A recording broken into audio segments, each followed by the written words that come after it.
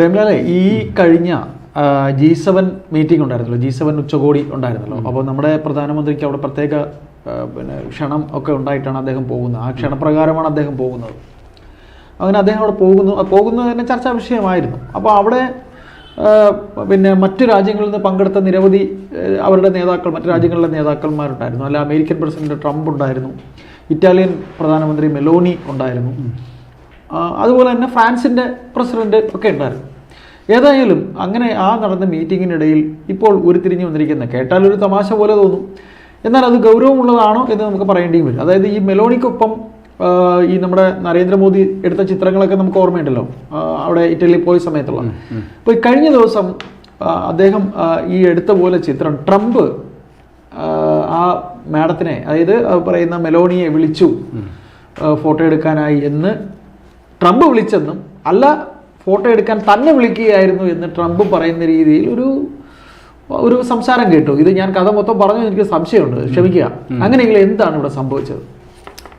തുടങ്ങുന്നതിന് മുമ്പേ ചിലപ്പോൾ പ്രേക്ഷകർ ഒരുപാട് കണ്ടു കാണും. ഈ വീഡിയോ ചേട്ടൻ കണ്ടിട്ടുണ്ടായിരുന്നു. ഒരു ഇത് ഞാൻ കുറച്ച് അളമ്പ് കണ്ടതാണല്ലോ.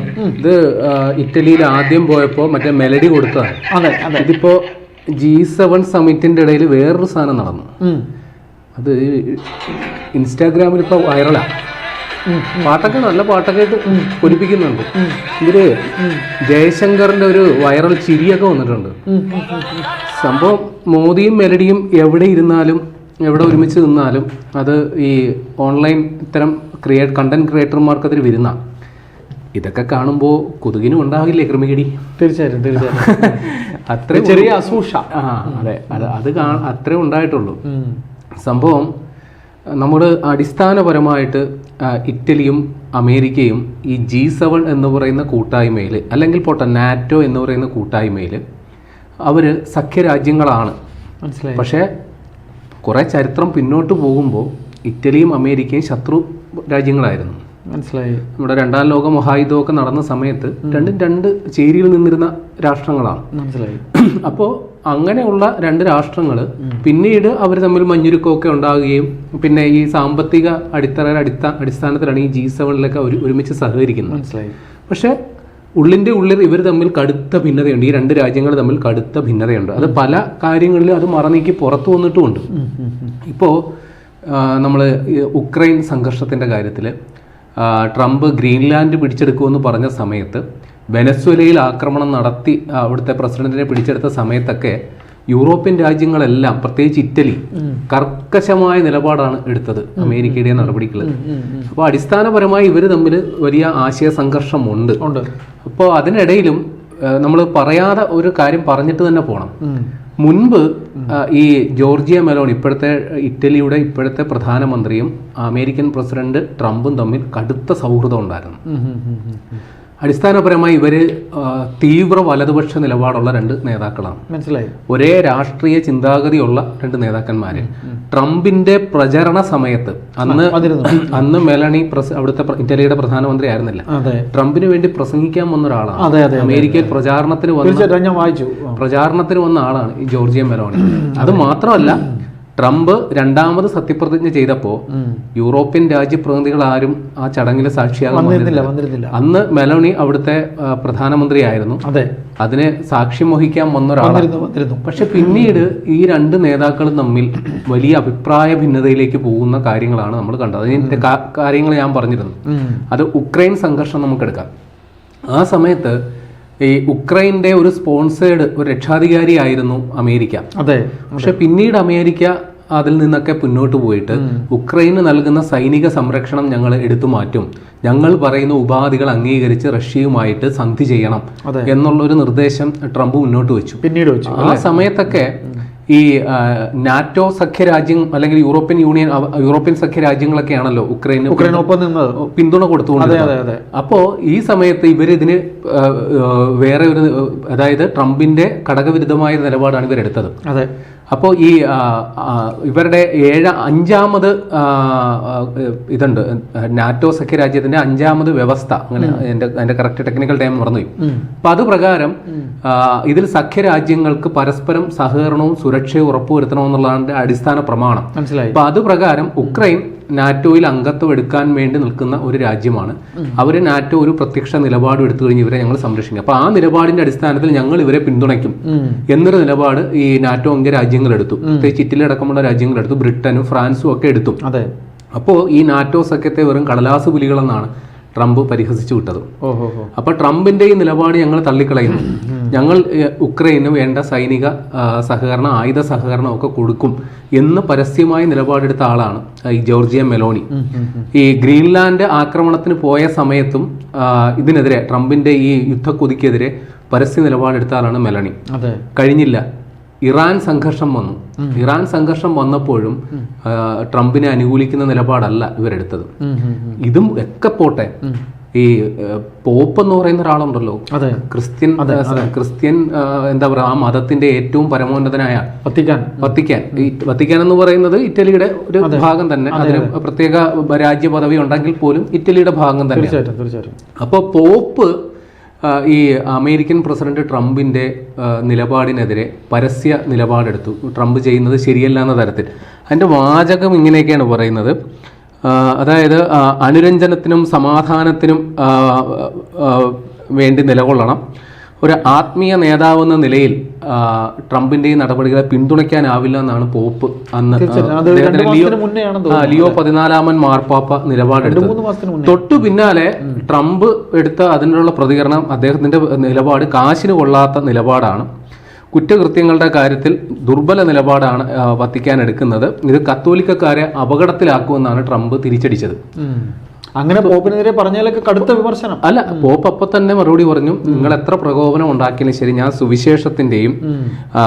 സുവിശേഷത്തിന്റെ സന്ദേശവും സമാധാനവും ചേർത്ത് പിടിക്കുന്നു, ട്രംപിനെ എനിക്ക് ഭയമില്ല എന്ന തരത്തിൽ pop നിലപാടെടുക്കും.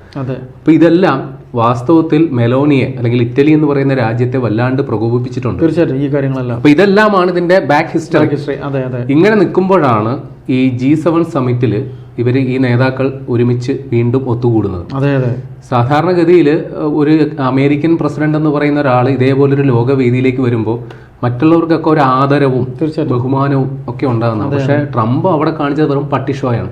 I am the boss എന്നൊക്കെ പറഞ്ഞുകൊണ്ടാണ് വന്നത്. ചിരിയാണ് ആളുകൾക്ക്, അവിടെ നിന്ന് നേതാക്കന്മാർക്കൊക്കെ ചിരിയാണ് ഇയാളുടെ വരവും പോക്കും ചെയ്തികളും ഒക്കെ കണ്ടപ്പോൾ ഉണ്ടായത്. തൊട്ടു പിന്നാലെയാണ് ഈ മോദിയും മെലോണിയുമായിട്ടുള്ള ആ ഒരു വൈറൽ ക്ലിപ്പൊക്കെ. അത് വലിയ രീതിയിൽ നമ്മുടെ ഇന്ത്യയിലെ കണ്ടന്റ് ക്രിയേറ്റർമാർ മാത്രമല്ല, ലോകമെമ്പാടും അത് വലിയ രീതിയിൽ ഉറപ്പായിട്ടും തമാശ രൂപേണയും കുറച്ച് ഗൗരവ രൂപയും കുറച്ച് പൈങ്കിളിയൊക്കെ ചേർത്തൊക്കെ അത് പ്രചരിപ്പിക്കുന്നുണ്ട്. തൊട്ടു പിന്നാലെയാണ് ട്രംപിന്റെ ആ പ്രസ്താവന വന്നത്. ഈ ജോർജിയ മെലോണി എന്ന് പറയുന്ന ആ വനിതാ നേതാവ് എന്നോടൊപ്പം ചിത്രം എടുക്കാൻ വേണ്ടി അവർ യാചിച്ചു. എനിക്കവരോട് വലിയ താല്പര്യമൊന്നും ഉണ്ടായില്ല, പിന്നെ സംസാരിച്ചു പിരിഞ്ഞു, എന്നെ യാചന നടത്തി എന്നൊക്കെയാണ് അദ്ദേഹം പ്രതികരിച്ചത്. തൊട്ടു പിന്നാലെ മെലോണി പറഞ്ഞു, അങ്ങനെ ഇറ്റലിയുടെ പ്രധാനമന്ത്രിയും അങ്ങനെ യാചിക്കൽ നടത്തുന്ന ഒരാളല്ല. ഒരു കാര്യം കൂടി അവർ പറഞ്ഞു, അതാണ് ഏറ്റവും പ്രധാനം. ട്രംപ് ശത്രു രാജ്യങ്ങളോട് എടുക്കുന്ന മൃദു സമീപനം പോലും ഞങ്ങൾ സഖ്യരാജ്യങ്ങളോട് എടുക്കുന്നില്ല. ഇറ്റലി ഇപ്പോൾ നാറ്റോ സഖ്യരാജ്യമാണ്. അപ്പോൾ അമേരിക്കയുടെ ശത്രു രാജ്യമാരാ? റഷ്യ. ഈ ഉക്രൈൻ റഷ്യ സംഘർഷത്തില് പുടിൻ പറയുന്നത് അത് കോപ്പി പേസ്റ്റ് ചെയ്യലായിരുന്നു ട്രംപ് ചെയ്തുകൊണ്ടിരുന്നത്. അപ്പൊ അവരോട് കൊടുക്കുന്ന ആ സൗഹൃദ സമീപനം ഞങ്ങളുടെ സഖ്യരാജ്യത്തിനോട് പോലും തരുന്നില്ല എന്ന തരത്തിൽ അവർ തിരിച്ചടിച്ചു. അപ്പൊ നമ്മൾ കരുതും രണ്ട് നേതാക്കന്മാർ തമ്മിലുള്ള ഒരു പറച്ചിലും അതിനുള്ള മറുപടിയും കൊണ്ട് കഴിഞ്ഞു. അല്ല, രണ്ട് രാജ്യങ്ങൾ തമ്മിലുള്ള നയതന്ത്ര ബന്ധം വഷളായി. അവിടെയാണ് കാരണം. ഈ ഇറ്റലിയുടെ വിദേശകാര്യമന്ത്രി അമേരിക്കൻ സന്ദർശനം നടത്താൻ നിശ്ചയിച്ചിരുന്നു, അത് റദ്ദാക്കി. അതും കൊണ്ട് കഴിഞ്ഞില്ല. ഇവിടെ വേറൊരു ചടങ്ങ് കൂടി ഉണ്ടായിരുന്നു, ഇൻവെസ്റ്റ്മെന്റ് ഫോറം നിശ്ചയിച്ചിരുന്നു, ഈ രണ്ട് രാജ്യങ്ങളും കൂടി പങ്കെടുക്കുന്നു, അതും റദ്ദാക്കി. അപ്പോൾ നേരത്തെ ഈ ഇറാൻ സംഘർഷത്തിന്റെ സമയത്ത് അങ്ങനെ യുദ്ധം ചെയ്യരുത്, അല്ലെങ്കിൽ ഞങ്ങൾ അതിനെ പിന്തുണയ്ക്കില്ല എന്ന് പറഞ്ഞപ്പോൾ ട്രംപ് മെലോണിക്ക് കൊടുത്ത മറുപടി നിങ്ങൾക്ക് ധൈര്യമില്ലതല്ലേ എന്ന രീതിയിലാണ് ട്രംപ് അവരെ പരിഹസിച്ചു വിട്ടത്. പിന്നെ ഈ തരത്തിൽ ഞാൻ പറഞ്ഞല്ലോ, രണ്ട് നേതാക്കളും തമ്മിൽ ഒരു കാലത്ത് അടുത്ത സൗഹൃദമായിരുന്നു. ഒരു അനുകൂലിയെ അല്ല ഒരു അനുയായിയെ പോലെയാണ്, ട്രംപിൻ്റെ അനുയായിയെ പോലെയാണ് മെലോണി പ്രവർത്തിച്ചിരുന്നത്. പക്ഷേ ഇപ്പോൾ ഈ മെലോണി അല്ല, ഇപ്പോൾ അമേരിക്കൻ പ്രസിഡന്റ് ട്രംപിനെ ഇത്ര പ്രകോപിപ്പിക്കാൻ ഉള്ള കാരണം സമീപകാലത്ത് ഇപ്പൊ ഇന്ത്യയുടെ പ്രധാനമന്ത്രി നരേന്ദ്രമോദി അടക്കമുള്ളവരുമായിട്ട് ഇറ്റലി അല്ലെങ്കിൽ ഇറ്റലി അടക്കമുള്ള പല യൂറോപ്യൻ രാജ്യങ്ങളും അമേരിക്കയെ കൈയൊഴിയുന്നു, അമേരിക്കയെ സൈഡാക്കുന്നു. ഇതിൽ വലിയ നിരാശയും വലിയ അപകർഷതാബോധവും ഒക്കെ അമേരിക്കൻ പ്രസിഡന്റിനുണ്ട്. കാര്യം ഇവരൊക്കെ പണ്ടൊരു ടീമായിരുന്നു. ആ ടീം തന്റെ ടീമിലുള്ള പലരും ഇപ്പോൾ ഇന്ത്യയുടെ കൂടെയോ മാത്രമല്ല ഈ പറയുന്ന മീറ്റിംഗിൽ അദ്ദേഹത്തിനെ വിളിച്ചത് തന്നെ G7 മീറ്റിംഗിൽ വിളിച്ചത് തന്നെ അല്ല, അതിൽ കുഴപ്പമൊന്നുമില്ല. കാര്യം ഇതിനു മുമ്പും വളരെ വലിയ കാര്യമല്ലേ അതിനു മുമ്പും പോയിട്ടുണ്ട്. കാനഡയിൽ നടന്ന G7 സമ്മിറ്റിലും പോയിട്ടുണ്ട്. അതിൽ G7 അംഗരാജ്യങ്ങൾ മാത്രമല്ല ക്ഷണിതാക്കളായിട്ട് പല രാജ്യങ്ങളും പോയില്ലേ ക്ഷണിതാക്കളായിട്ട് പല രാജ്യങ്ങളും പങ്കെടുക്കാൻ. അതെ. അപ്പോൾ അവിടെ ഒരു കാര്യം നമ്മൾ മനസ്സിലാക്കണം. അമേരിക്കൻ പ്രസിഡന്റ് ഇത്ര പ്രകോപിതനാകാനായിട്ടുള്ള പ്രധാന കാരണം ഇപ്പോൾ ഇറ്റലി അടക്കമുള്ള പല യൂറോപ്യൻ രാജ്യങ്ങളും ഇപ്പോൾ ഇന്ത്യ അടക്കുന്ന ടീമിന്റെ ഭാഗമായിട്ട് കളിക്കുന്നു, അമേരിക്കയെ സൈഡ് ലൈൻ ചെയ്യുന്നു. അതിപ്പോൾ പല കാര്യങ്ങൾ കൊണ്ട്, കാര്യം ഈ ഇറാൻ യുദ്ധത്തോടു കൂടിയാണ് ആ കാര്യം വളരെ വ്യക്തമായത്.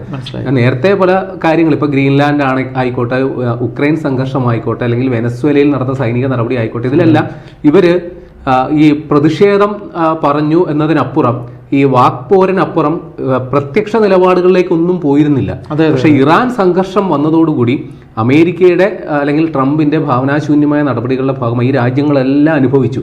കാര്യം റഷ്യയിൽ നിന്ന് ക്രൂഡ് ഓയിൽ വാങ്ങിക്കാനായിട്ട് നേരത്തെ തന്നെ അമേരിക്ക വിലക്ക് ഏർപ്പെടുത്തിയിരുന്നു. അപ്പോൾ മിഡിൽ ഈസ്റ്റിൽ നിന്നാണ് ഈ യൂറോപ്യൻ രാജ്യങ്ങൾക്കൊക്കെ ആവശ്യാനുസരണം ക്രൂഡ് ഓയിൽ കിട്ടിക്കൊണ്ടിരുന്നത്. അതൊരു സുപ്രഭാതത്തിൽ ഇല്ലാണ്ടായി. ആര് കാരണം? ട്രംപ് കാരണം. അപ്പോൾ ട്രംപിനെ കൊണ്ട് പെട്ടെന്ന് എടുത്തുചാടിയുള്ള യുദ്ധമായിരുന്നല്ലോ. അപ്പോൾ ഈ ഒരു സാഹചര്യത്തിൽ ഇപ്പോൾ പല കൂട്ടായ്മകളും നമ്മുടെ നാട്ടിലുണ്ട്. ഇപ്പോൾ ലോകത്ത് നിലനിൽക്കുന്നു. ഇപ്പം നാറ്റോ ഒരു കൂട്ടായ്മയായിട്ടുണ്ട്, G7 ഒരു കൂട്ടായ്മയായിട്ടുണ്ട്, ബ്രിക്സ് ഒരു കൂട്ടായ്മയായിട്ടുണ്ട്. ഇങ്ങനെ പല കൂട്ടായ്മകളുണ്ടെങ്കിലും മുൻകാലങ്ങളിൽ ഇപ്പോൾ അമേരിക്ക നേതൃത്വം നൽകുന്ന ചില കൂട്ടായ്മകളൊക്കെ ഉണ്ട്. ഇപ്പോൾ G7 പ്രധാന നാറ്റോ, അതായത് അമേരിക്ക പറയുന്നതിനപ്പുറം എതിർവാക്കുകളില്ലായിരുന്നു. പക്ഷെ ഇപ്പോൾ പല കൂട്ടായ്മകളിലും ഓരോ രാജ്യങ്ങളും കുറുമുന്നണികൾ ഉണ്ടാക്കിക്കൊണ്ടിരിക്കുകയാണ്. എന്നിട്ട് പരസ്പരം എന്താ പറയുക, പ്രയോജനമുള്ള കാര്യങ്ങളിൽ പല രാജ്യങ്ങളും ഈ കൂട്ടുകെട്ടിന് ഉപരിയായിട്ടുള്ള സൗഹൃദം, ഇപ്പൊ ഇന്ത്യയും ചൈനയായിട്ട് പോലും സൗഹൃദങ്ങൾ വെച്ച് പുലർത്തുന്നുണ്ട്, ബന്ധം വെച്ച് പുലർത്തുന്നുണ്ട്. ഇപ്പൊ ഈ ഡോളർ എന്ന് പറഞ്ഞ സാധനം വെച്ചുകൊണ്ടാണ് അമേരിക്ക ലോകം മുഴുവൻ ഭരിച്ചുകൊണ്ടിരുന്നത്. പിന്നെ അവരുടെ ആയുധശേഷിയും അതും കഴിയാൻ പോകും. അപ്പൊ ഈ ഡോളറിനെ ചോദ്യം ചെയ്തുകൊണ്ട് പല രാജ്യങ്ങളും രംഗത്ത് വരുന്നു. അപ്പൊ ഇതെല്ലാം വാസ്തവത്തിൽ അമേരിക്കയുടെ ആ ഒരു എന്താ പറയുക സമഗ്രാധിപത്യം എന്നൊക്കെ നമ്മൾ പറയുമല്ലോ, അത് വാസ്തവത്തിൽ ഇപ്പോൾ ഇല്ലാണ്ടായിക്കൊണ്ടിരിക്കുകയാണ്. അപ്പം അതിൻ്റെ ഒരു മുഷിപ്പും ഈർഷ്യതയുമാണ് വാസ്തവത്തിൽ ഇത് മോദിക്കെതിരായിട്ടുള്ള കലിപ്പ് മെലോണിക്കെതിരെ തീർത്തതാണോ? കാര്യം ഈ മോദിയും മെലോണിയും ഒരു ടീമാണല്ലോ. അപ്പോൾ മോദിക്കിട്ട് എന്തെങ്കിലും പണിയാൻ ചെന്ന് കഴിഞ്ഞാൽ ചിലപ്പോൾ പണി കിട്ടും. അതുകൊണ്ട് എങ്കിൽ പിന്നെ ഇനക്കിരിക്കട്ടെ എന്ന രീതിയിൽ മെലോണിക്കിട്ട് ദേഷ്യം തീർത്തതാണോ എന്നൊരു സംശയമുണ്ട്.